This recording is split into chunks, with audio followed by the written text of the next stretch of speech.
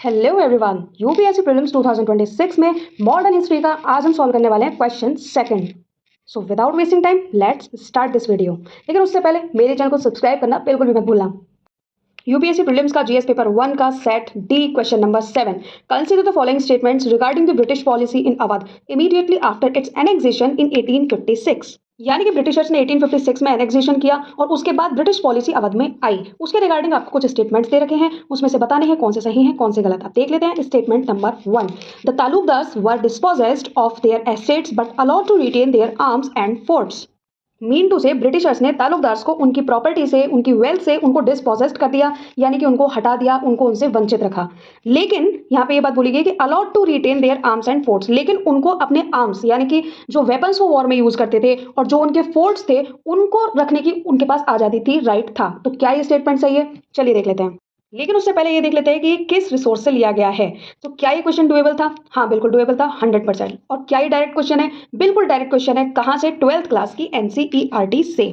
Chapter number 10 and the name of the chapter is rebels and the Raj. लेकिन book में जो answer दिया हुआ है उसके according before the coming of the British, यानी कि ब्रिटिशर्स के आने से पहले तालुकदार मेंटेन करके रख सकते थे आर्म्ड रिटेनर्स को और फोर्ट्स को भी बिल्ड कर सकते थे और इंजॉय कर सकते थे अ डिग्री ऑफ ऑटोनॉमी, यानी कि अपने हिसाब से जी सकते थे। तो ये वाला जो ऑप्शन हो जाएगा आपका, ऑप्शन नंबर 1 हो जाएगा गलत। यानी कि उनको डिस्पोजेस तो किया ही गया और उनसे ये आर्म्स और फोर्ट्स को रखने के राइट भी छीन लिए गए। ये ब्रिटिशर्स के आने से पहले तक ही इनके पास थे।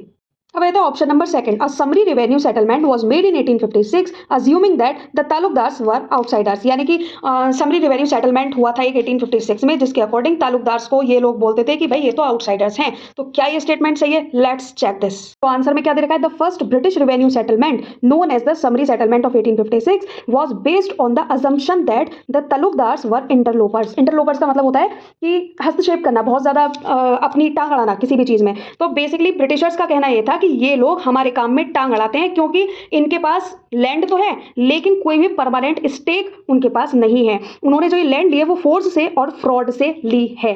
तो क्या ये ऑप्शन सही हो जाएगा? तो हाँ, बिल्कुल ये राइट ऑप्शन है। पहली चीज कि इनका लैंड में कोई परमानेंट स्टेक नहीं था, एंड दूसरी चीज इन्होंने फ्रॉड कर करके लैंड को एक्वायर कर रखा था। सो बेसिकली ये आउटसाइडर्स थे, बाहर से आए थे, जिन्होंने यहाँ पे फ्रॉड करके लैंड एक्विजिशन किया। तो ये ऑप्शन आपका हो जाएगा सही। Next, third option, the British believed in taking revenue directly from the peasants by removing the taluqdars.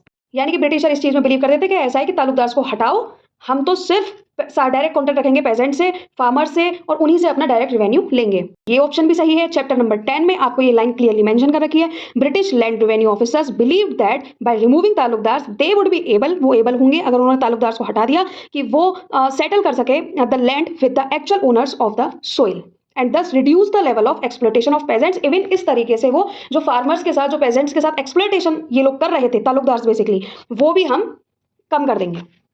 सो ये क्वेश्चन आपका डायरेक्टली एनसीईआरटी में मेंशन कर रखा है 12th क्लास की, और इसका राइट ऑप्शन हो जाएगा 2 और 3। I am definitely sure about it कि ये वीडियोस आपके प्रिपरेशन में बहुत हेल्प करने वाली हैं। सो ये एनालिसिस वीडियोस आप अपने फ्रेंड्स, कलीग्स और जो भी बच्चे एस्पिरेंट्स इस एग्जाम की प्रिपरेशन कर रहे हैं उन तक आप पहुंचाइए, और प्लीज मेरे चैनल को सब्सक्राइब करना बिल्कुल भी मत भूलना। बहुत मेहनत लग रही है। Thank you everyone.